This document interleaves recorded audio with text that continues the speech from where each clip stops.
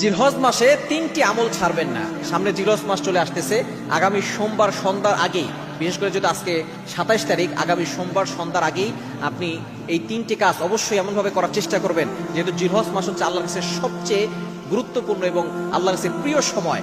এজন্য আল্লাহ তাআলা এই 10 দিনের কসম করেছেন। জিলহজ মাসের প্রথম 10 দিনে আল্লাহ পাক রব্বুল বলছেন আল ফাজরি ওয়া লায়ালিন আশ, এই 10 রাতের কসম আল্লাহ তাআলা করেছেন। সুতরাং 1 নম্বর আমল হচ্ছে আপনি সোমবার সন্ধ্যার আগে চুল নখ সবকিছু কেটে ফেলবেন। এই 10 দিনে আপনি চুল নখ, তারপরে অবাঞ্ছিত পশুগুলো কোনো কিছু কাটবেন না। যারা কোরবানি দিবেন তারাও কাটবেন না, যারা কোরবানি দিবেন না তারাও কাটবেন না, কারণ এটা করলে আল্লাহ পাক রব্বুল আলামিন কোরবানি দেওয়ার সওয়াব আপনার আমলনামায় দিয়ে দিবেন, হজের সমান সওয়াব আপনার আমলনামায় দিয়ে দিবেন। 1 নম্বর আমল হচ্ছে এটা। দ্বিতীয় নম্বর আমল হচ্ছে আপনি রোজা রাখবেন। বিশেষ করে 1 থেকে 9 তারিখ পর্যন্ত রোজা রাখবেন। জিলহজ মাসের 9 তারিখ আরাফার দিনে রোজা রাখার চেষ্টা করবেন, কারণ এই দিনটা হচ্ছে শ্রেষ্ঠ দিন। এই দিনে যে রোজা রাখে আল্লাহ পাক রব্বুল আলামিন তার আগের 1 বছর এবং পরের 1 বছরের গুনাহ আল্লাহ তাআলা ক্ষমা করে দেন। সিয়ামু ইয়াউমি আরাফা ইন্নী আহতাসিবু আলাল্লাহ, আল্লাহ পাক রব্বুল আলামিন জানিয়ে দিয়েছেন, বলছেন যে ব্যক্তি আরাফার দিনে রোজা রাখবে, আল্লাহ পাক রব্বুল আলামিনের কাছে তিনি ধারণা করছেন যে তার আগের এবং পরের বছরের গুনাহ আল্লাহ তাআলা ক্ষমা করে দিবেন।